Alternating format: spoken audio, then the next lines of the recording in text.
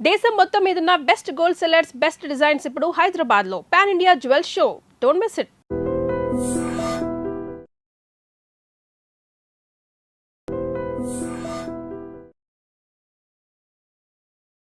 ఈ లైఫ్ ఏమి మీ అందరి లైఫ్ ఏమి అంత పూల పంపుగా ఎప్పుడు సాగలేదు. కోన వెంకట గారి లైఫ్ సార్.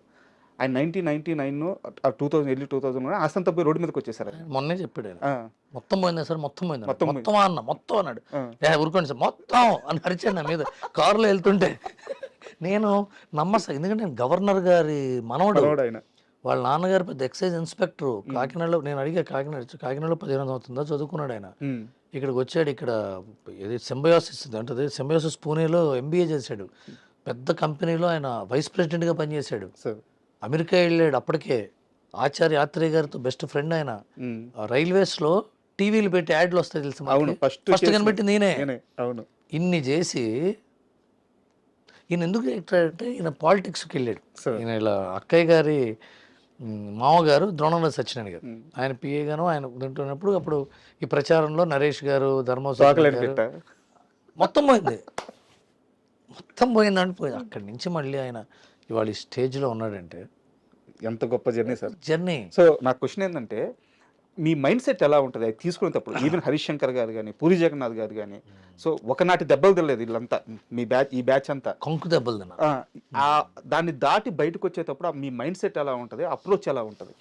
ఏదైనా రియల్ టైమ్ ఎగ్జాంపుల్తో చెప్పినా ఓకే. లేదు, పరస్పర గౌరవం సార్ ఎప్పుడు కూడా.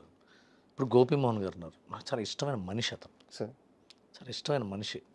నేను నా స్వభావ పరిణామ క్రమంలో, నా క్యారెక్టర్ చేంజ్ ఓవర్స్లో ఆయన ఇచ్చిన సలహాలు చాలా ఉపయోగపడినాయి.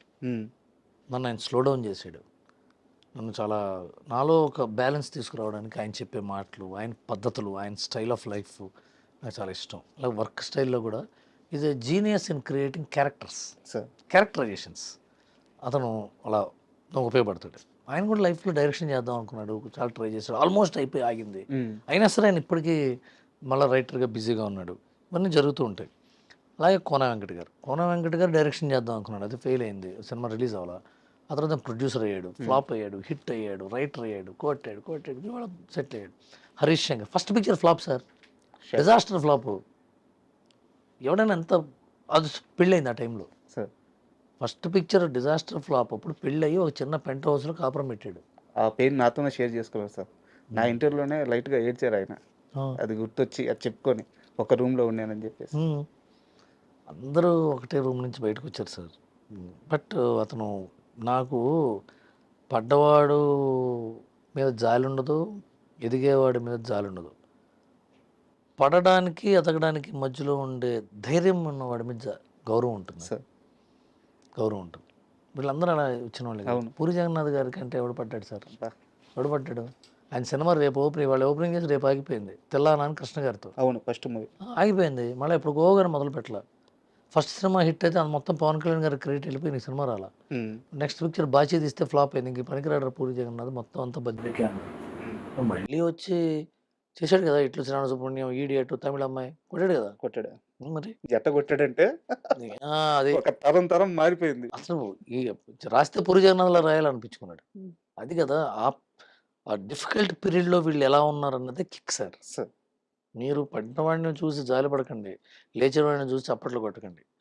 పడిన తర్వాత లేవాలన్న కసితో, లేస్తామన్న నమ్మకంతో, లేస్తామనే ధైర్యంతో 10 మందికి ధైర్యం పంచేవాడి గురించి చూడండి, వాడే హీరో. వీళ్ళందరూ అలాంటి వాళ్ళే. రవితేజ్ గారు మరి అంతకంటే ఎవరేమన్నారండి? కొంచెం కింద పడి ఫ్లాప్ అయిపోయి చిన్న చిన్న అసిస్టెంట్ డైరెక్టర్కి వెళ్ళి అది కూడా వర్కౌట్ ఒక హీరో అయ్యి సింధూరం ఫ్లాప్ అయ్యి క్యారెక్టర్లు చేశాడు. మరి వాళ్ళ mass Maharaj. And me wanted movie గురించి సో మీరు చాలాసార్లు మాట్లాడున్నారు. బట్ నాకు ఒక చిన్న క్వశ్చన్ ఏంటంటే, నేను వినింది మీ దగ్గర సోర్స్ ద్వారా వినింది.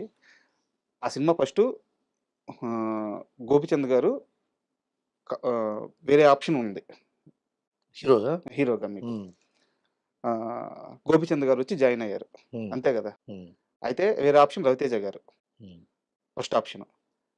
ఆ టైంలో మీకున్న కమిట్మెంట్ కానీ, పరిపక్వత కానీ, పట్టు కానీ గోపిచంద్ గారికి నేను సరిగ్గా చెప్పుకోలేకపోయాను. రవితేజ గారు అయి ఉంటే నేను ఇంకాస్త మంచిగా ఫ్రీడమ్గా చేసి ఉండే చేసుకునేవాడినేమో అని ఉంది. అని మీరు బాధపడ్డ సందర్భాలు ఉన్నాయంట, నిజమేనా? ఒకసారి పడి ఉంటా, ఉమ్, ఒకసారి పడి ఉంటా, ఫ్లాప్ అయిన రోజు పడి ఉంటా. అవునా? ఇంత అంతగానే ఏం పడతాం, అంతగానే బాధపడితే ఉపయోగం ఉంది. రవితేజ్ గారికి చెప్పాను, ఉమ్, బాగుందన్నాడు ఆయన. ఆ తర్వాత అదే టైంలో కోన వెంకట గారు డాన్ సీను అవును. కథ చెప్పాడు. ఆయన డాన్ సీన్ని ప్రిఫర్ చేశాడు. నన్ను ఆగమన్నాడు, వెయిట్ చేయి నేను చెప్తాను ఎదురు చూడమన్నాడు. ఆ టైంలో జగన్ గారు గోపీచంద్ గారిని ప్రిఫర్ చేశారు. పూరి జగన్నాథ్ గారి రెఫరెన్స్ వల్ల నేను గోపీచంద్ గారి దగ్గర ఉమ్, గోపీచంద్ గారికి కథ చెప్పాను. ఆయన is a very polite man. Sir. రవితేజ్తో నాకున్నంత చనువు గోపీచంద్ గారితో లేదు. ఉమ్, రవితేజ్ గారితో అన్నయ్య అలా కాదు, అన్నయ్య ఇలా ఇలా అని చెప్పుకునేవాడినేమో, ఆర్గ్యుమెంట్ చేసేవాళ్ళేమో. అక్కడ అంత కుదరలేదు. బట్ స్టిల్ నేను అప్పటికి ఇంకా అంత మెచ్యూర్డ్ పర్సన్ కాదు. Sir. Human being I'm not it all. ఇప్పుడు వాళ్ళ మీద తప్పు చేయడం, వీళ్ళ మీద తప్పు తోసేయటం అంత కాదు. కానీ ఉమ్, అంత మెచ్యూర్డ్ కాదు ఆ టైంలో. నేను I was an young man. Um, um, I did not have enough experience to direct a film. Management రాలా అంటే ప్రొడ్యూసర్ని నా విజన్ కరెక్ట్ అని కన్విన్స్ చేసే శక్తి ఉండాలి. హీరోని కన్విన్స్ చేసే శక్తి ఉండాలి. కెమెరామెన్ని, ఎడిటర్లని, యాక్టర్ని కన్విన్స్ చేసే శక్తి ఉండాలి. అరిస్తేనో, గీ పెడితేనో, ఏవో పగలు కొడితేనో, నేను ఇంతే అని ఆఫీస్ వదిలి వెళ్ళిపోతేనో, లేకపోతే సరే ఏదో మాకు చెప్పి చేసి బయటపడిపోదాం, ఏదో ఒకటి చేసి వెళ్ళిపోదాం, ఇవన్నీ కాదు కదా, కరెక్ట్ కదా కదా. సార్. ఇవన్నీ జరిగినాయో జరగలేదు పక్కన పెడితే, కన్విన్స్ చేసే శక్తి నాకు సరిపోలా. Sir. Now I will be better person to convince. ఇప్పుడు ఎక్స్పీరియన్స్ వేరు, ఇప్పుడు ఎక్స్పీరియన్స్. అదుర్స్ మూవీ సార్. ఎందుకంటే తెలుగు సినిమాలు ఇప్పుడు దాకా వచ్చిన కామెడీ సినిమాల్లో, అంటే నవ్వించగల సినిమాల్లో, నేను చెప్పేది ఎంటైర్ హిస్టరీలో sir one of the best movie Adhurs.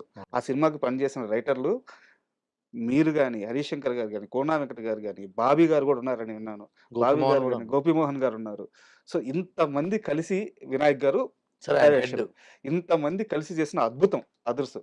So నేను కొత్తగా ఏమి సినిమా గురించి మాట్లాడట్లేదు, కానీ ఆ సెట్లో, ఆ రైటింగ్ అప్పుడు, ఆ సిట్టింగ్ అప్పుడు ఎలా ఉండేది, ఏదైనా ఒక చిన్న ఎక్స్పీరియన్స్ షేర్ చేయండి అదుర్స్ గురించి. నాకు కొన్ని అంటే I will tell you one thing.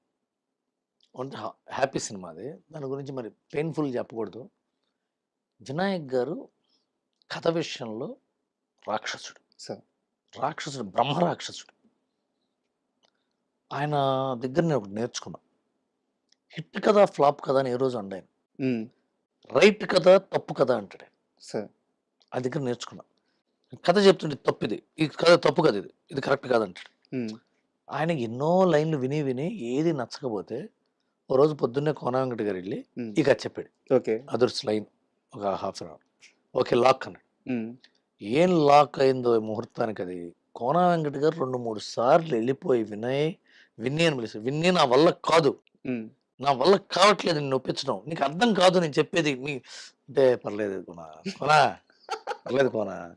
Vinay గారిది ఏంటంటే, కోనా గారు అంటే ఇష్టం బాగా, పిచ్చ ప్రేమ. వినయ్ గారికి ఏంటంటే ప్రేమికుడు సార్. ఆయన యాక్షన్ సినిమాలు తీస్తాడు, ఆయన ప్రేమికుడు, ఆయన లవర్ బాయ్, అందరిని ప్రేమిస్తాడు. మాట్లాడుతుంటే వినయ్ గారితో మాట్లాడుతుంటే సార్ చాలా ప్రశాంతంగా ఉంటుంది. చాలా హ్యుమానిటీ ఉన్న వ్యక్తి. ఆయన పొలిటిక్స్లోకి రావాలి సార్. వినాయక్ గారు పొలిటిక్స్లోకి వస్తే పెద్ద లీడర్ అవుతాడు. ఆయన కంపాషనేట్ పర్సన్, కంపాషన్ ఉంది ఆయనలో. ఆయన కూర్చొని చాలా ఓపిక్గా జాదంలే. ఇంకా అదృష్టవశాత్తు ఆ టైంలో హరీష్ శంకర్ కోన గారి దగ్గరకు వచ్చి, అయితే హరీష్ కొంతకాలం అయిన తర్వాత మిరపకాయ వచ్చింది, తను వెళ్ళిపోయాడు. తర్వాత గోపీమోహన్ జాయిన్ అయ్యాడు. గోపీమోహన్ గారు, నేను జాయిన్ అయ్యాం. తర్వాత మధ్యలో మేమందరం ఇంకా కూర్చొని వర్క్ చేయటం. ఫస్ట్ హాఫ్ లాక్ అయిపోయింది, ఫస్ట్ హాఫ్ షూటింగ్ అయింది. సడన్గా అప్పుడు దురదృష్టవశాత్తు తారక్ గారికి యాక్సిడెంట్ అయింది సార్. అదొక బ్యాడ్ ఇన్సిడెంట్. అప్పుడు బ్రేక్ పడింది ఒక 3-4 నెలలు. మళ్ళీ కూర్చుని సెకండ్ హాఫ్ వర్క్ చేస్తున్న టైంలో చాలా బ్యాడ్ సిచ్యువేషన్ ఏంటంటే, అంటే నా మనసులో రోజు వినయ్ గారు, నేను సురేష్ ఆఫీస్లో, సురేష్ గెస్ట్ హౌస్లో ఉన్నాం. ఇంకో ఎవరో ఉన్నారు, అప్పుడు గుర్తులేదు ఎవరున్నారు, మిగతా వాళ్ళు లేరు సార్. ఫోన్ వచ్చింది. ఫోన్ వచ్చి గేట్ బయటే, సురేష్ గెస్ట్ హౌస్ గేట్ బయట అలా బేలగా ఉండి కూలిపోయాడు. ఆయన ఇలా పట్టుకున్నాను, నేను కూలిపోతుంటే అర్థమైంది, షేక్ అయ్యాడు. ఎలా ఉంటాడు ఆయన, టైగర్లా ఉంటాడు కదా వినాయక్ గారు. కారుకి వెళ్తే ఒక చోటకి అటే పంజగుట్ట సైడు డాక్టర్ చెప్పాడు వాళ్ళ నాన్నగారికి క్యాన్సర్ ఉంది. Liver sir. క్యాన్సర్. కొడుకు అంటే వినాయక్ సార్. కొడుకు ఎలా ఉండాలి అంటే వినాయక్. నేను సంపాదించబోయేది మొత్తం రాసిస్తా. నా తండ్రిని బతికించాలంటే ఏ వైద్యం ఉందో చెప్పండి ప్రపంచంలో.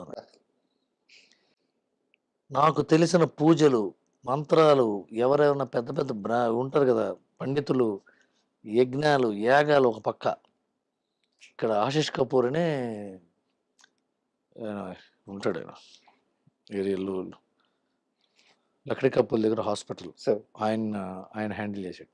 నేను జపాన్ పంపించానండి. ఆ రోజుల్లో జపాన్ వెళ్ళి లివర్ ట్రాన్స్ప్లాంటేషన్ చేయించాడు తండ్రికి. మార్పిచ్చాడు ఆయన. బతికించుకున్నాడు. ఇంకో సంవత్సరం బతికాడు ఆయన. ఇంకోళ్ళు అయితే ప్రాణం పెట్టాడు సార్. మొత్తం ఏం కావాలంటే అది జపాన్ తమ్ముడు పంపించాడు. అక్కడ చేయించుకున్నాడు, తీసుకొచ్చాడు. నాటు వైద్యాలు, ఆ వైద్యాలు, ఇవి తండ్రి కోసం. నీ అమ్మ దశరథ మహారాజుకి రాముడు ఎట్లాగో వినాయక్ గారు వాళ్ళ తండ్రికి అట్లా. ఆయన తండ్రి ఎన్నికల్లో నిలబెడతానంటే చాగల్లో ఎన్నికలు నిలబెట్టి గెలిపించాడు సార్. అంత గొప్ప తండ్రి. నాకు అదృష్టం అంటే అవి గుర్తుకొస్తాయి. రామారావు గారికి పాపం యాక్సిడెంట్ అవ్వటం, వినాయక్ గారికి ఇది అవ్వటం. మేము వినాయక్ గారి దగ్గర మేము నేర్చుకున్నాం. ఎన్టీఆర్ ఒక విశ్వరూపం సార్. నటుడుగా is a marvellous man. NTR is a marvellous actor. Acting అంటే ఏంటి? మనం కాంది మనం చేయటం కదా. కరెక్ట్. అంతేగా. మనది కాంది మనకి తెలిస్తే చేస్తాం. అతనికున్న జ్ఞానం, అతనికున్న ప్రపంచ జ్ఞానం ఎంత ఏంటంటే, మిమ్మల్ని చూస్తే మీ బాడీ లాంగ్వేజ్, మీరు ఏం ఆలోచిస్తూ ఉండటం వల్ల ఆ బాడీ లాంగ్వేజ్ వచ్చింది మీకు, అవన్నీ పట్టేయగలరు. అతను చాలా చక్కటి నెంబర్ ఆఫ్ ఎమోషనల్ ఎక్స్ప్రెషన్స్ ఉన్న actor sir. Wide range of expressions ఉన్న యాక్టర్. నేను చాలా నాళ్ళ క్రితం ఇంగ్లీష్ సినిమాలు చూసి, హిందీ సినిమాలు చూసి, ఎన్టీఆర్ లౌడ్గా ఉంటాడు పర్ఫార్మెన్స్ అనుకుంటే ఎంత పాలిష్ అయ్యాడు ఏంటండి. సినిమాకి నాన్నకు ప్రేమతో ఒక రకమైన స్టైలు, ఆ తర్వాత రారారారు ఒక రకమైన స్టైలు, ఇప్పుడు మన సలార్ డైరెక్టర్తో చేస్తున్నాడు డ్రాగన్. అలాంటి పర్ఫార్మ్ చూస్తేనే తెలిసిపోతుంది కదా ఎంత తర్ఫీద్ అయ్యాడు, ఎంత ప్రిపేర్ అయ్యాడు యాక్టర్గా. యాక్టర్ ప్రిపరేషన్ బుక్ ఉంటుంది దానికి. ఆ బుక్కి మైండ్ ఉంటే ఆ మైండ్ ఎన్టీఆర్ ఎంత ప్రిపేర్ అవుతుంటాడు. అలా ఒక he needs to be challenged more. NTR నటుడుగా జనతా గ్యారేజ్ ఫైన్ ఎగ్జాంపుల్. ఏంటంటే ఎన్టీఆర్ గారిని ఛాలెంజ్ చేసే స్క్రిప్ట్లు రాయాలి సార్. అవి అప్పుడే అతని ఎంజాయ్మెంట్ మనం చూస్తాం. మీరు ఎలాగో మాట అన్నారు కాబట్టి అడుగుతున్నాను. నేను ఎన్టీఆర్ గారు అంటే విపరీతమైన ఇష్టం నాకు. కానీ ఇప్పటిదాకా సింహాద్రి తర్వాత వచ్చిన స్క్రిప్ట్లన్నీ ఆయన లేపిన సినిమాలు, ఆయన్ని లేపే కథ రావట్లేదు నాకు. జనతా గ్యారేజ్ నేను ఇంకో కోణం చూపించు. ఎందుకంటే అవతల మోహన్ లాల్ ఉన్నాడు సార్. ఓకే. మోహన్ లాల్తో చేయాలిగా. అవునవును. అప్పుడు మనం ఏంటంటే, మనం క్రికెట్ ఆడుతున్నప్పుడు టెండూల్కర్ బ్యాటింగ్ చేస్తుంటే షోయబ్ అఖ్తర్ వేసిన దానికి పక్కన వాడు వేసిన దానికి బాల్కి రెస్పెక్ట్ ఇస్తాం కదా. Correct correct. So Mohan Lal అలాంటి యాక్టర్ సార్. ఆయనతో చేయటం అలా మ్యాజిక్. లైక్ మళ్ళీ ట్రిపుల్ ఆర్ చూడండి, పోటాపోటీ అది ఉండాలి ఆయనకి. ఈ హ్యాస్ టు గెట్. ఇప్పుడు ఎవరైనా సరే వాళ్ళ దగ్గరకు వచ్చిన 10 కథల్లో కథ చేస్తారు అంతేగా. అంతకంటే ఏం చేయగలరు? సృష్టించుకోలేం కదా. లేకపోతే పెద్ద రామారావు గారిలో కథ రాయాలి. నేను నా నటన వైదుష్యాన్ని ఛాలెంజ్ చేసే కథ నేను రాసుకుంటాను, గొప్పవాడు ఆయన. అంతే కదా. అంతే.